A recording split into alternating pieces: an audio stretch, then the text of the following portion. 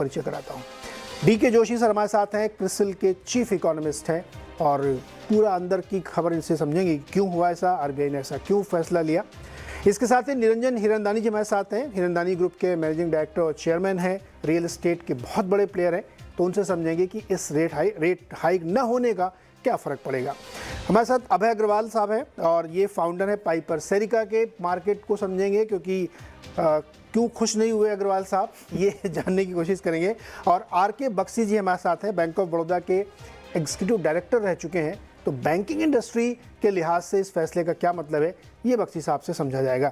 लेकिन जोशी जी आपसे शुरुआत करते हैं।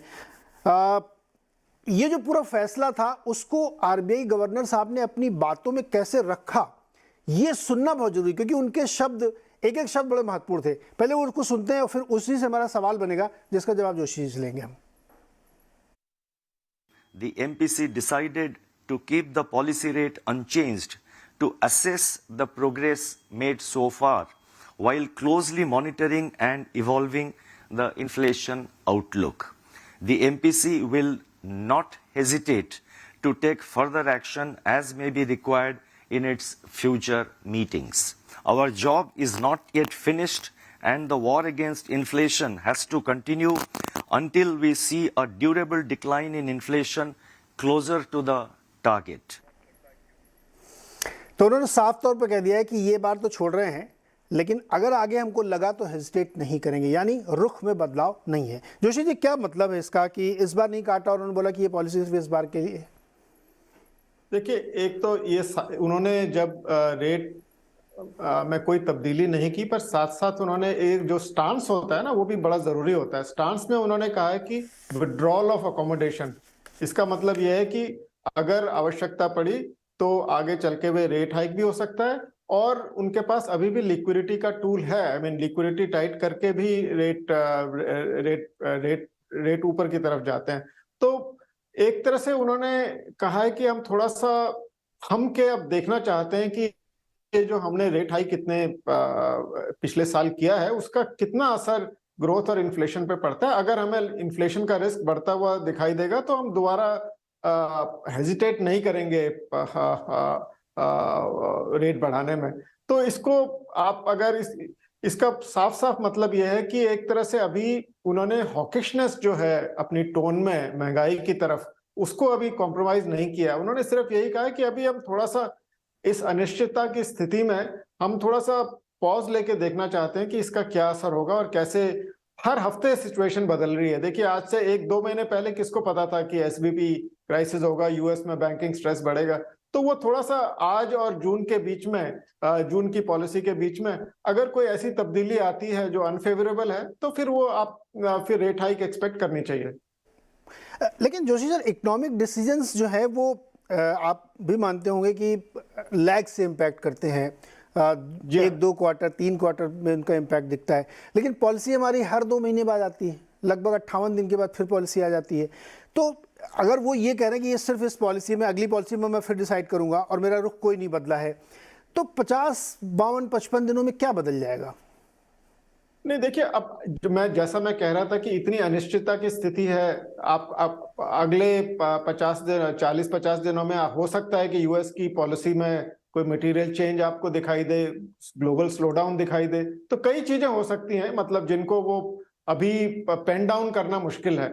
तो एक तो उस तरह से, और यूएस में बैंकिंग स्ट्रेस अवश्य है और उसका कितना वो फैलता है ये अभी हमें मालूम नहीं है। अभी तक तो उन्होंने उसको काबू में रखा हुआ है। फाइनेंशियल स्टेबिलिटी का रिस्क बिल्कुल बना हुआ है वेस्टर्न कंट्रीज में। तो इस स्थिति में उन्होंने उसको नजरअंदाज ना करते हुए उन्होंने एक थोड़ा सा रुख में थोड़ा सा बदलाव अपना किया है, और थोड़ा स्पीड को मैं कहूंगा कि अभी रेट हाइक्स का साइकिल पूरी तरह खत्म नहीं हुआ है, अभी ये सिर्फ पॉज है, और उम्मीद ये करनी चाहिए कि महंगाई की दर नहीं बढ़ेगी तो फिर हम जो रेट्स हैं वो उनको वहां का वहां देखेंगे जहां पे अभी है। पर जो आपने पहले बात कही वो बड़ी जरूरी है। देखिए, जो रेट बढ़ाता है आरबीआई तो उसका लैग्ड इम्पैक्ट पड़ता है, तो जो स्टैगर्ड रेट हाइक्स हुए हैं उनका इम्पैक्ट भी स्टैगर्ड पड़ेगा, और जो पीक इम्पैक्ट है पॉलिसी हाइक का वो आपको 2023-24 में दिखाई देगा। अभी तक हमें फील नहीं हुआ, क्योंकि housing loan rate, auto loan rate, ये सब हाउसिंग लोन खासकर बहुत ज्यादा ऊपर चला गया है, उसका असर अवश्य आपको दिखाई देगा। तो पॉलिसी का जो ऑब्जेक्टिव होता है वो ये होता है कि आप इकोनॉमी को थोड़ा धीमा कीजिए और उसके बाद में आपको इन्फ्लेशन पे असर दिखाई देगा। तो आई थिंक ये वो देखना चाह रहे हैं कि क्या इसका कुछ असर इकोनॉमी पे दिखाई दे रहा है कि नहीं। अभी भी उनकी ग्रोथ फोरकास्ट हमारी ग्रोथ फोरकास्ट से करीब 50 बेसिस पॉइंट ज्यादा है। तो मिक्स सिग्नल्स हैं अभी इकोनॉमी से एक तरह से, और कुछ सेगमेंट्स में रोबस्टनेस है, कुछ में थोड़ा सा कमजोरी दिखाई दे रही है। तो इन सब चीजों को लेते हुए उन्होंने एक तरह से मिडिल पाथ सा चूज किया है, जिसमें उन्होंने कहा है कि अभी हम इसको थोड़ा सा हम भाग रहे थे, अभी रेट बढ़ा रहे थे, अब थोड़ा सा धीमे चल के जरा देखते हैं कि क्या आगे है। उस हिसाब से जो सिचुएशन हमें, जैसी डेटा ड्रिवन सिचुएशन जिस तरफ हमें ले जाएगी, हम उसी तरफ जाएंगे। ओके बख्शी सर, आपने इस पॉलिसी में कैसे लिया और आपका इंटरप्रिटेशन क्या है? क्या ये एक एक्सपेरिमेंट है या इसके पीछे कोई सोच भी है जो ये फैसला लिया गया है? नहीं, सोच और एक्सपेरिमेंट दोनों एक ही चीज का हिस्सा है। देखिए, आपने खुद ही कहा और ये फैक्ट है कि लैग के साथ में मॉनेटरी पॉलिसी का इम्पैक्ट आता है, तो वो और आया भी है। जैसे कि आज ये देखा गया कि मॉनेटरी पॉलिसी में जो अभी तक परिवर्तन 290 आप कह लें या 250 बेसिस पॉइंट, जिस तरह से भी आप देखें, उसमें जो वृद्धि की गई है उसका प्रभाव बाजार पर जरूर आया है। आज हमारा जो पॉजिटिव रियल रेट है वो ज़्यादा है कंपेयर टू जहां हमने शुरू किया था, तो आ रहा है प्रभाव। और आज देखिए, बहुत सेंट्रल बैंक्स, अक्सर ये होता है, अमेरिका में भी ये हुआ और अमेरिका में अभी भी ये फील किया जा रहा है कि फेड, देखिए एसवीबी क्राइसिस के बाद उनका कुछ लहजा नरम नजर आ रहा है, अदरवाइज उनका लहजा बहुत स्ट्रांग था और वो बहुत बढ़ाने की बात कर रहे थे। तो एक ये फील होता है कभी कभी कि सेंट्रल बैंक जब बढ़ाने लगता है तो बहुत तेजी से आगे निकल जाता है, इफेक्ट लैग से आता है और ज्यादा, उससे भी ज्यादा आगे निकल के जब वो वृद्धि कर देते हैं दरों में,